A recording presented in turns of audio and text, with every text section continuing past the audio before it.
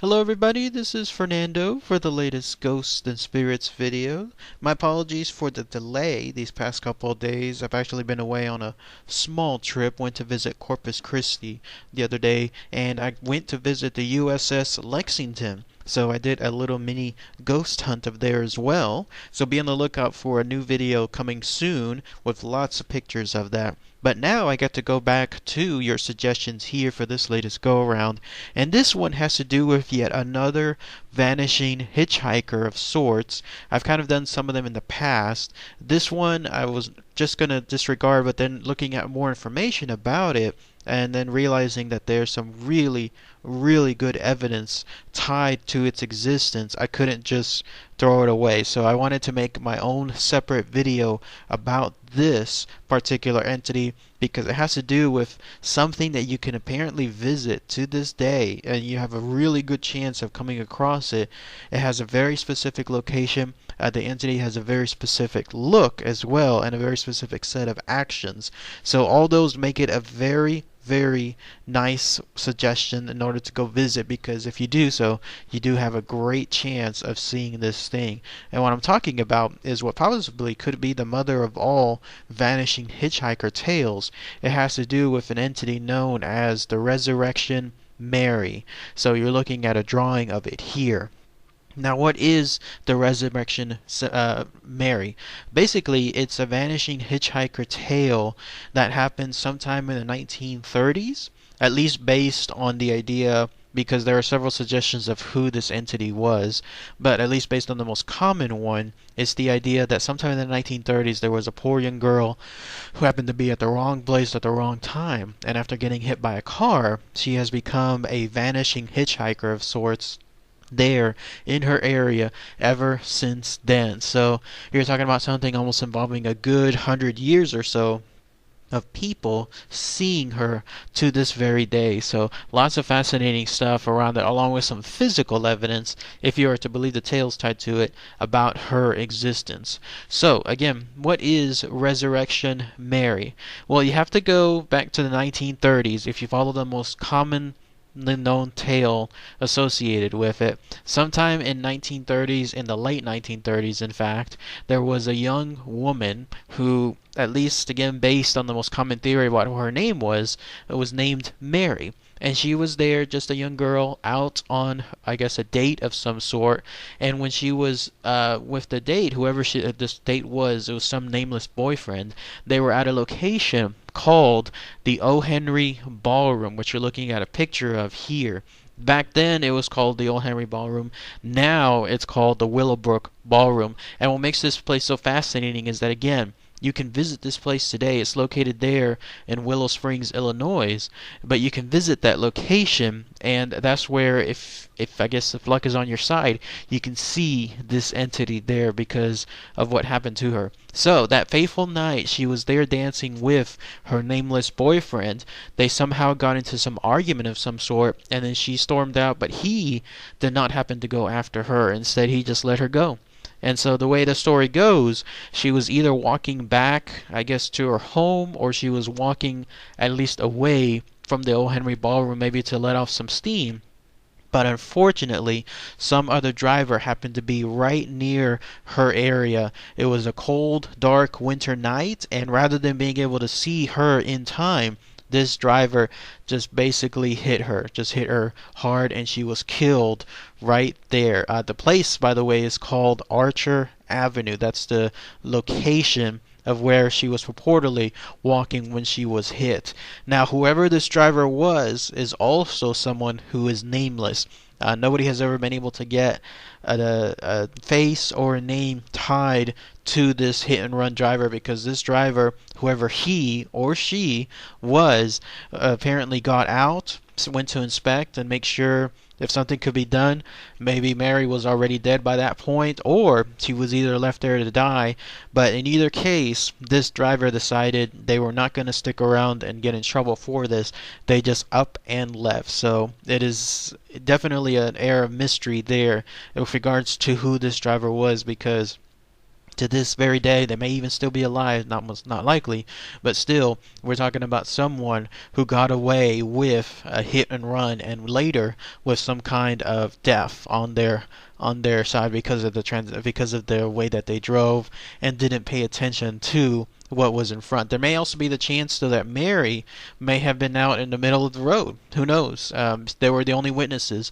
Mary was the only one there, and then this nameless driver was the only one there, so we'll never know the full story as to what truly occurred and whose fault it was. Well, cut to a little bit short time later, there was of course a burial, and when this happened, her parents, who also apparently were nameless, a lot of stuff associated with this legend where there's not pure concrete details. Well, they had her buried in a place called Resurrection Cemetery, which you're looking at a picture of here. And the way the story goes, they had her buried wearing a white dress and some of her favorite dancing shoes, and then that was it. She was basically buried.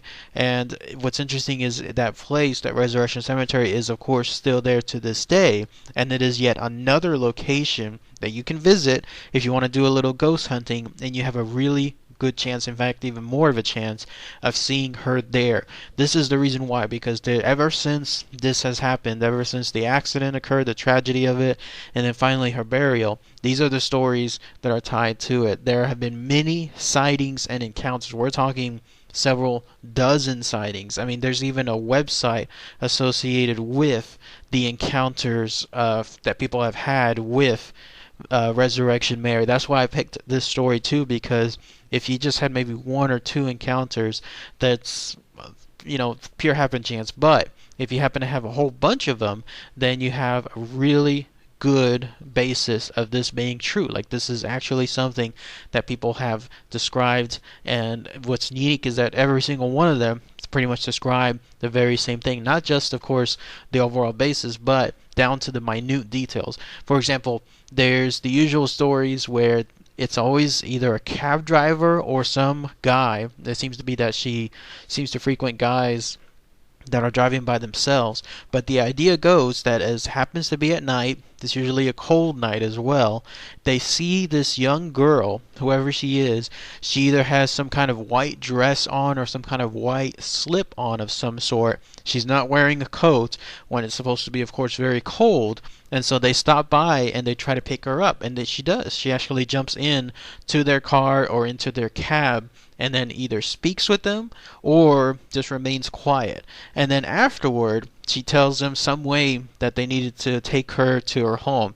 And so, being the good Samaritans that they are, they do so. They bring her by to the location that she points them to, or either tells them to, and then either they're shocked to realize that it's in front of the cemetery, or she does a situation where she causes something like a momentary distraction. Like, she'll say, "That's the house right over there," forcing them to turn the other way, away from her. And then when they turn back, poof, she's gone. She's absolutely gone from their sights. Of course, they're left in a strange situation, because here they are, they could have sworn that they had someone there with them, right beside them, plain as day, as let's say if you had anyone sitting in the passenger side of your car, and then the next moment they're gone. The more horrible situations, though, are this. People have reported, again, it seems to be primarily cab drivers and single males driving around at night, that they have something where they're just driving through, and then to their extreme horror, this young girl runs right out into their car, like purposely almost, right into the front of their car. And then on top of that, they hear a thud, like they actually hear it, they feel it. It's like something slammed right into their car. And of course, they try to get out and find out what's going on. And when they do so, they don't see anything. They absolutely don't see anything. There's no like body. There's no damage to the car. It's almost as if it was just a ghost. At that point, they start realizing that something else is completely going on, and then that's when they try to run. One of the most well-known, I guess, descriptions happens to be a sighting that occurred sometime, I believe it was in the 70s. It happened to do with yet another cab driver of some sort, and the way she was pointing him and telling him like where to go, he followed the directions, but of course he ended up being brought right towards her location there at the cemetery. And when that happened, that's when he saw her like jump out, and then I think the way the story goes, because I was reading kind of like some mixed things, but the way the story goes is she went to the cemetery and her hands gripped a location there in front of the front gate bars. There's one variation. Another variation is that he was driving up near that area and he just saw the girl outside the cemetery. Again, her hands gripping that bar. Either way, though, he was obviously unnerved by it, and he was making sure that she was going to be okay. And so when that happened, he called the cops. By that point, though, she had disappeared right in front of him again.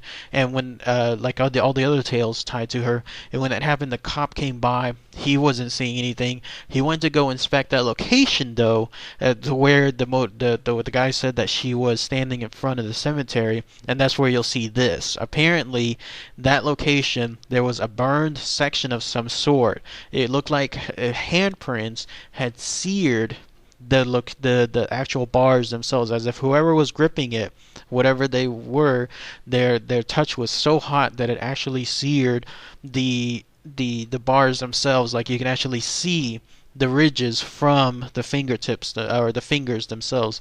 So is that the proof necessarily that this had occurred? That there truly was an apparition of some sort that gripped that handrail, and that is physical evidence of it because of the unearthly way that the handprints bent that bar and then also seemed to burn them?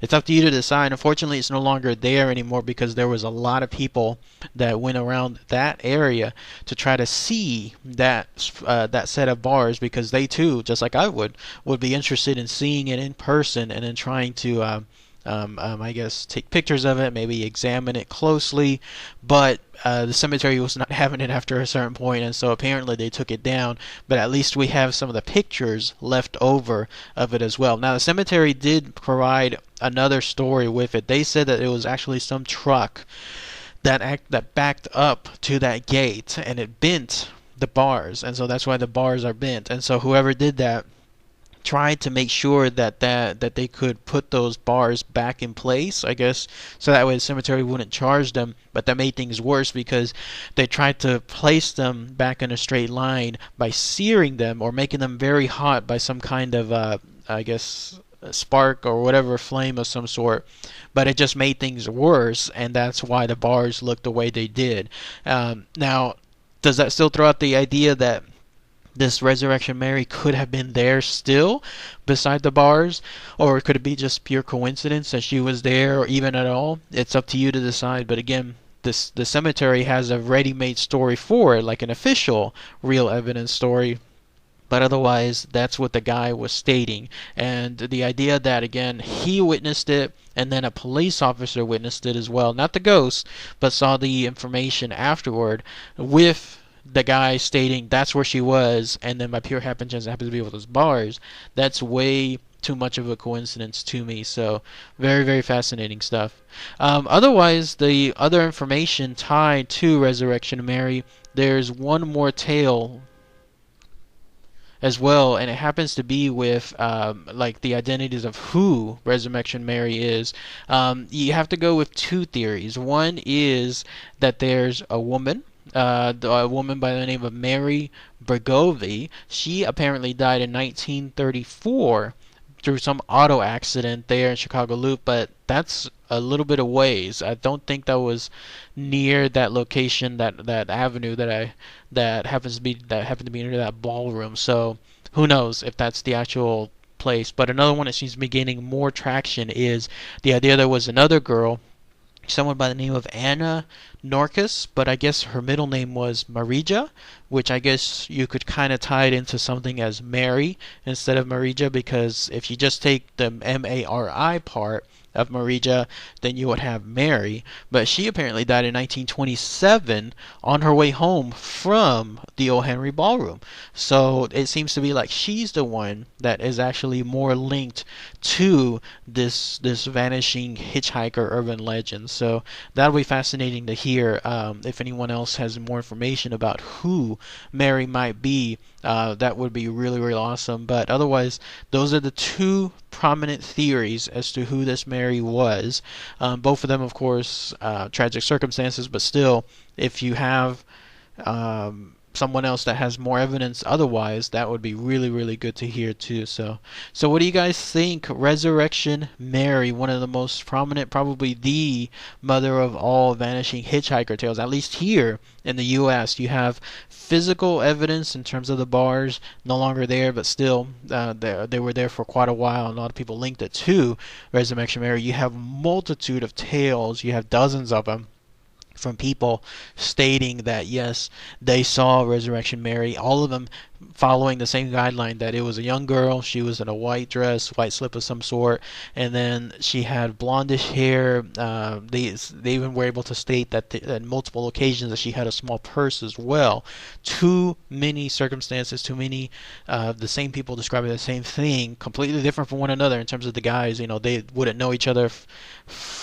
They've never known each other in their whole life, so why would they all have the same tale?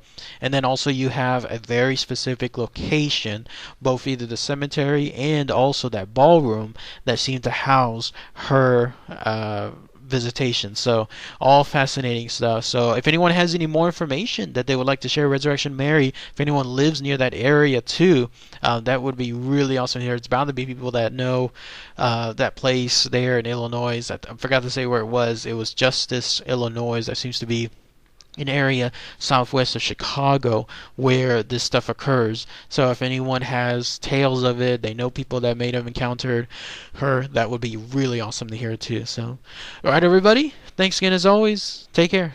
Bye.